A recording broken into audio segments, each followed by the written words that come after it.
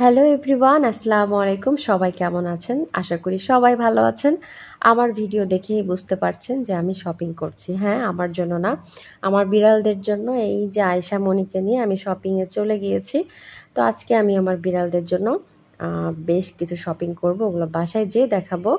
আর এখন দেখাই এই দোকানে কি কি পাওয়া যায় আর কম টাকায় আপনারা কি কি কিনতে পারবেন এই দোকান থেকে। অবশ্য যারা খুলনাতে আছেন তারা সহজেই কিনতে পারবেন।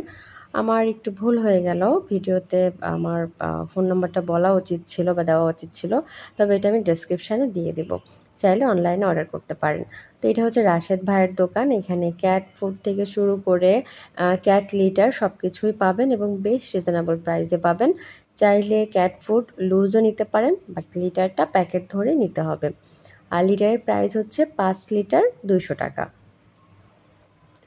তো ভাইয়ের কাছে কিন্তু অল কাইন্ডস অফ পেট অ্যানিমালের খাবার থেকে শুরু করে মেডিসিন সবই আছে। এই যে এখানে মুরগি, কবুতর, পাখি, বিড়াল, গরু, ছাগল সব কিছুর মেডিসিন কিন্তু পেয়ে যাবেন। আর ভাইয়ার এখানে আরও একটা জিনিস পাওয়া যায়, সেটা হচ্ছে বিড়াল কিনতে পারবেন এখান থেকে। হ্যাঁ, আর এই জিনিসটা আমার খুব খারাপ লাগে অবশ্য, যে বিড়ালদের এভাবে আটকায় রাখে। আমি যখনই যাই বলি যে ভাইয়া এইভাবে রাখছেন কেন, বলে যে আপু এটা তো দোকান, এভাবে না রাখলে হবে না।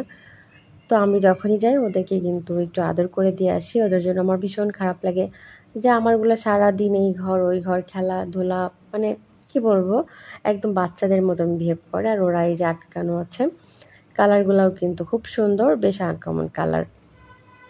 বা পশু পাখি কিন্তু এইভাবে আটকে রাখা কিন্তু ঠিক না। হ্যাঁ, এইভাবে আটকে রাখলে তাদের একটা বরদোয়া কাজ করে। এখন ব্যবসার খাতিরে হয়তো আটকে রাখে, এখানে কিছু বলার নেই। তবে আপনারা কিন্তু এভাবে আটকে রাখবেন না। কেউ যদি পশু পাখি পালেন, বিশেষ করে বিড়াল, একটু ছেড়ে পালা ট্রাই করবেন।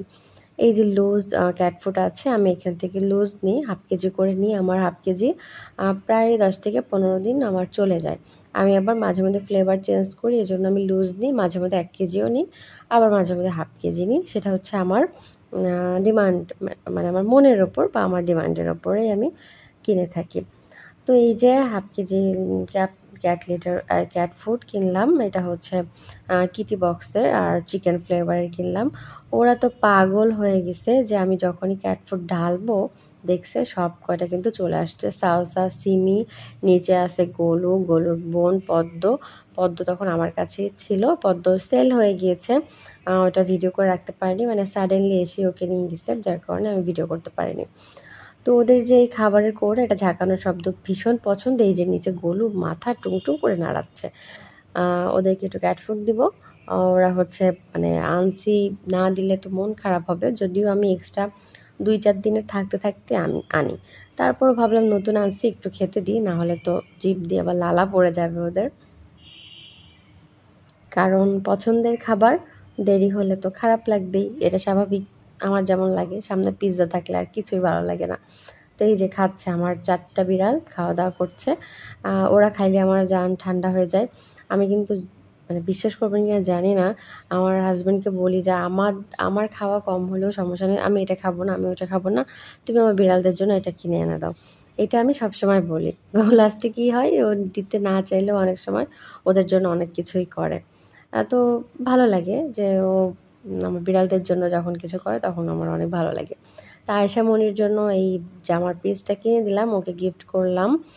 কারণ ও আমার বিড়ালদের অনেক এফোর্ট দেয়, ছোট মানুষ, ও যেভাবে ভালোবাসে।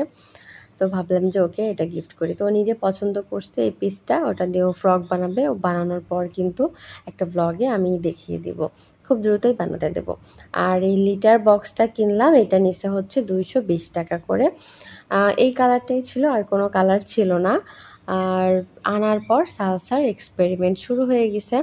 আগে সুখে সুখে পাগল হয়ে যাচ্ছে যে কি আনলাম। তো এইটা যখন আনি, তখন প্রচণ্ড বৃষ্টি খুলনাতে। তো এই বৃষ্টির ভিতরে ভাবলাম যে আমার তো 1টা লিটার বক্স, 2টা দিই, কারণ বৃষ্টির ভিতরে একটু প্রস্রাবের চাপ লাগে বেশি। ও কী করে, সোফায় হিসু করে দিছে, আর ওর ভিতরে যে শুয়ে থাকে, মানে মোতার জায়গায় শোয় আর শোয়ার জায়গা হচ্ছে মোতে। হ্যাঁ, তো এই হচ্ছে অবস্থা। তো সবাই দোয়া করবেন ওদের জন্য।